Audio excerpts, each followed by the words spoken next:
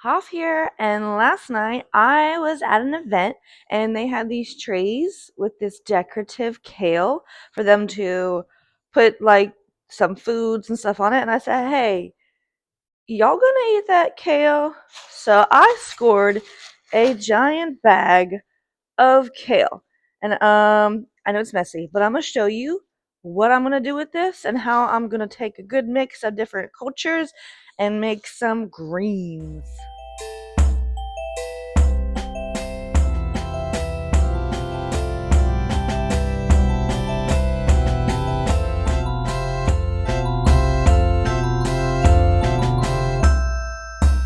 So for starters, we need to wash our greens. Now, I don't have the plug for my sink. If I did, I'd be filling my sink up. So I'm just going to use this bowl. I'm going to put a lot of cold water and we're going to put in some white vinegar. I do this for any time I need to be washing any fruits or vegetables. It's not going to change the flavor of your stuff. You're going to dry it anyway. Or in this case, I'm just going to cook it, so it'll be all right. So I'm just going to throw the kale in it. This was decorative, so I mean it has a little bit of like other food on it, but when I put it in here it's gonna soak just a little bit and that'll get all of that other food stuff off of it that I don't want. It's gonna change the flavor of my greens. Also have here this other bag, I got some turnip greens. Okay, nice big leafy turnip greens. I've got some parsley. I've got what else I got in here? Plain parsley. So I got that curly parsley and then like a plain parsley. So it's interesting how they're both parsley. The flavor is not too much different, but they are different shaped. And my favorite, dill. Not everybody uses dill in their greens, but I'm gonna use some dill. And of course, for it to be southern greens, we gotta have collard greens. These are great because they're already pre-chopped and washed. I got 2 bags of this, so we're making a ton of greens. So typically, though, you'll see maybe some dill, but you'll see cilantro and parsley and spinach in the Middle Eastern greens, which are called sabzi. So when we're gonna mix the two of these, we're gonna get a lot of that southern flavor. We're gonna be putting some liquid smoke in it, so a lot of that southern flavor is going to come up into it, but also having so many different types of greens in here that are so delicious and so healthy for you. So that kale, look, we got some extra little veggies in here. I don't want those. Those will change the flavor. I don't want these. And look at all that. I think that's lamb. I'm going to dump this and then finish washing the rest of my greens. I just put it on my drying rack here and just, it's okay if it's still wet. I'm also not worried about the vinegar flavor. It's just a little vinegar, and I just put a little bit in the water. And these don't have to be completely dry, but I will be chopping these up into finer pieces. And yes, I'm going to keep the stems too, because all that is going to cook down into this delicious greens. So while my greens and stuff are soaking and getting all that dirt, and actually vinegar helps kill some of the bacteria and germs or any organisms that might be in it. So here's the rest of the stuff I'm going to need with me. I just have 1 onion left. That's fine. I'll just use 1 onion. I'm also going to add a little bit of onion powder for flavor. I'm not going to add garlic this time. I love garlic. I'm going to put in some vegetable broth. I will be adding water. If I had more vegetable broth, I would, because you do need a lot of liquid in it. So I'm going to have my vegetable broth in there. My pink salt.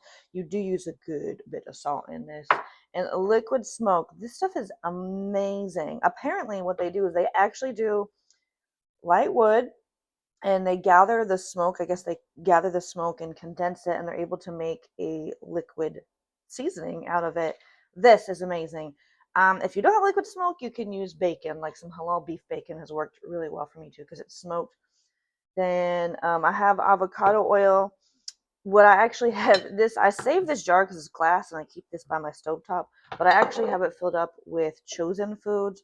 From what I'm aware of, this is actually a reliable brand as far as this is real avocado oil versus fake avocado oil.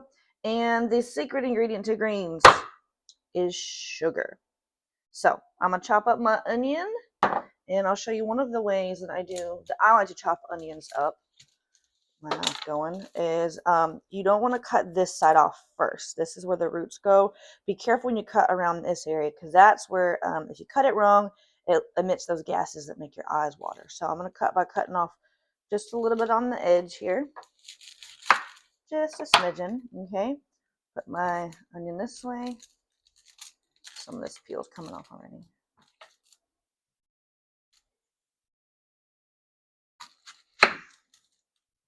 And look at that. And I'm no crying.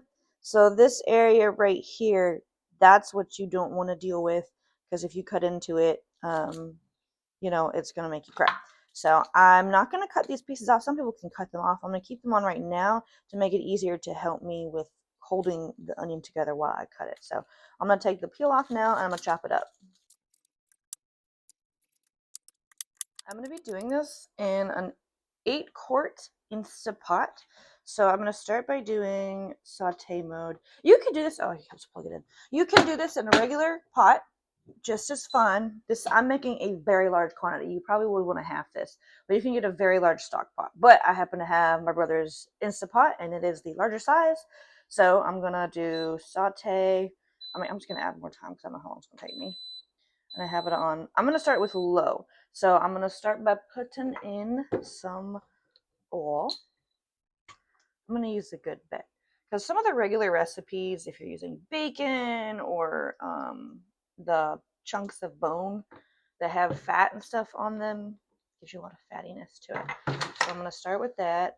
And I'm going to give it a second. You can't see through it. It looks very white. But when it starts cooking, it'll start to be a little more clear. And these pieces, see how it's solid? When it's softened enough, they should be able to break apart very easily when I tap them. Like right now, I have to press hard to get them to separate.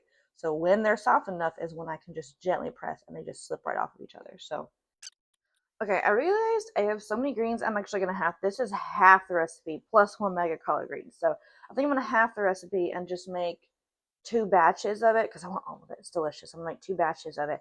So I'm going to top these up. But for now, my onions, they're looking kind of, this is the clear I'm talking about. It's not like see-through clear. It's getting right about where I want it. So I'm going to add my onion powder. I just sprinkle it on top kind of so it covers it like that. So that's probably half a teaspoon. I don't know. I like to add a pinch of cayenne pepper. By pinch, I mean a good bit because I want the flavor in it. You get moisture stuck on these, they get stopped up. So I'm just going to do that. That's probably a teaspoon. So this is going to be a very large pot. So salt, we use a lot of salt. You could measure it, but I also just want to dump it in.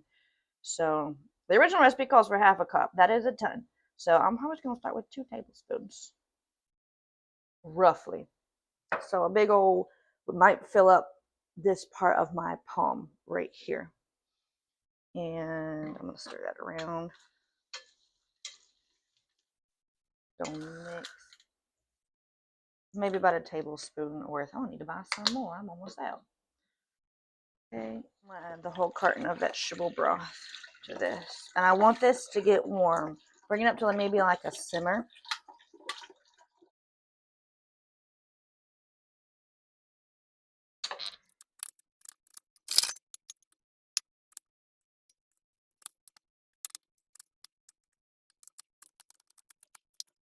For my second batch, I'm actually going to do it on the stovetop so I can show you guys. I put a good bit of oil in here, enough that kind of covers the bottom of the pan.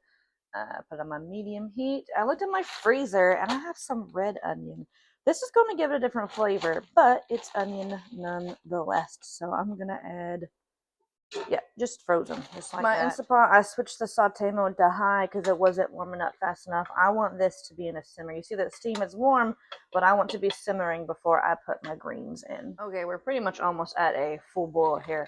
So I'm going to start putting in my collard greens and my other greens. And I saw I mixed these up. I wanted them all mixed. I'm going to do alternating so that way it's mixed in real good here.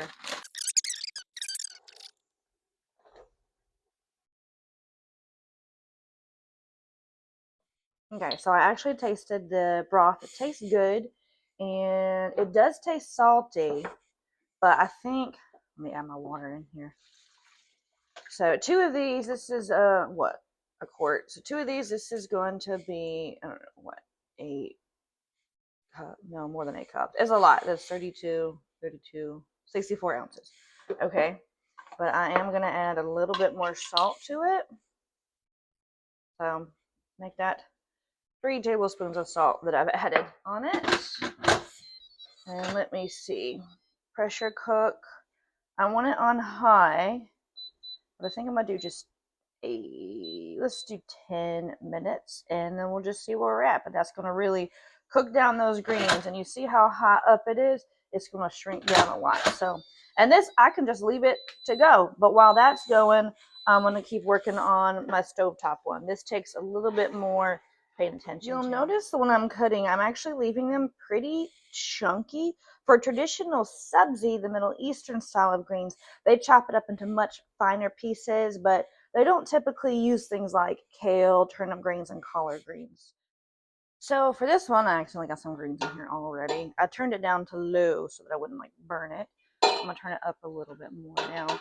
So because I'm out of vegetable broth, we're just using clean water, but I'm gonna use, I have here some celery seed. If you have some carrot juice, just a pinch of carrot juice. It only takes a little bit of that. I got some celery salt. Add a little bit of that. Just like that literally is a pinch. And then I have some fenugreek. So I'm just adding some of that. That's usually actually not in American vegetable broth, but fenugreek, this is ground fenugreek seeds, is used a lot of times in Middle Eastern sabzi. Add lots of my onion powder to this. And this is, I think it's white onion they're using these. So this I'm going to add a lot more of that. And my cayenne pepper. Remember, I like a spice. So maybe a quarter teaspoon. And my salt, lots of salt. Delicious. And I'm almost out of liquid smoke. Make sure you shake it good because stuff gets on the bottom of it. So lots of that. And I'm going to grab my sugar. I almost forgot my sugar. A spoon. It's my sugar. Go ahead and close that so I don't make any messes. Now I've already put up all my spices. I put everything back where they were as I'm going, cleaning as I go. I'm going to add water to that. Since I'm literally waiting for water to boil, I'm going to go ahead and clean off my surfaces and start putting some dishes and stuff away and any ingredients and things that I have left out. One way to make it easy to clean off some of these surfaces is I take my bowl that I had and I'm just going to wipe this stuff off the counter straight into the bowl. There's a lot of extra bits of greens and then there's just a bunch of water on the counter. So this is one way to quickly get it out and try to keep it from all being on the floor. Now this is my first wipe. I'm going to go back through later, of course, when I clean and sanitize it, but that'll be at the very end when I'm done with it. Okay, I've got this simmering on the edges and now it's time to start adding my greens and alternating them. I'm going to put the lid on this, turn it down to medium low. This is going to take a long time to cook down. I will come through and stir it a little bit once it's get a little more wilted and stuff. After 15 minutes already, look how much these have started to go down. So now I'm going to be able to stir them up. Look at that. Already wilting down. So just giving it a good little stir. Okay, it's been sitting long enough. I'm going to put my towel over. I'm just going to double it. You could use any old towel. And then I'm going to flip it. So there's still steam that's going to come out. But this is, a lot of times there's like water and stuff that goes flowing in. It's going to try to prevent getting as much on my cabinets. Actually, let me move this out from the cabinet so it's not so much in my cabinet. So our seal, see, it's gone down. So it's ready for us to open. Okay. Now, Instapots are designed, or other pressure cookers are designed, that you can't open it until it is depressurized. So it's a good safety feature. Otherwise, you're going to blow it up. Ooh, look at that. Where's my stirring spoon? Wow. Mix the rest of that salt in. These look good. And see those stalks there? They're nice and soft. So they're not going to be much. We want them to be cooked down. So it's been about 45 minutes, and this, I think, is about done. I did just pick up one of these stems here. This is hot, and it's pretty mushy. Wow. So on this other one here, I have left some of the liquid in it, but all the extra liquid I was able to fit into one of these jars. So I'm gonna let that cool down on the counter. Then I'll put it in the fridge to cool down, and then I will put it in separate containers to freeze it. I don't like freezing glass because, you know, the stuff expands when you freeze it, and then it can break the glass, and then thawing it out is a mess too. So I don't typically freeze stuff in glass. I don't like plastic either, so, but I might use bags. If you have silicone containers, use silicone containers for it. But depending how cold I get it, I might put it in some bags. So my greens, I've got my first batch over here in containers. I'm gonna take one of these to my nephews. I need to cool down though. And that's the juices from that one. My second batch, I have got to find containers for it. There's a lot more liquid in here, but I filled up this whole jar with it. And I'm definitely gonna have some more leftovers that I'm gonna probably put in another jar somewhere, whatever I got. And yeah, these are gonna be a different flavor because I use the red onion, also called purple onion. Just depends on whether you're colorblind or not. And then the first batch made with the regular yellow onions. You could use white onions too, but yellow is a good flavor. So if you use Vidalia sweet onions, you get a little more sweetness to it, which would be delicious as well. Okay, so I have these silicone containers. This one holds 1 cup. It's wet because I just washed it. And then I have a half cup. So I'm going to just take a cup and get some of this leftover liquid that I have from my greens, and this I'm going to freeze. I'm not worried about there being a little bit of greens still in it. You don't want to fill it all the way up to the top because it is going to be frozen. And, you know, when you freeze things, the ice expands. It's expanded water. So if I fill it all the way to the top, it'll press up on my lid and probably bust my lid. And I don't want that because I like these. I'll put it in the freezer. But you don't want to leave it in the fridge for several days and then freeze it because it can spoil. So you want to freeze it within the same less than 24 hours. You want to freeze it. So for me, it's a couple hours. I'll pop it in the fridge along with everything else. And I got some errands to go see my nephews and give them the greens that are already okay. I had to eat some. This is amazing. I just love greens, which is interesting because growing up, my mom didn't make them.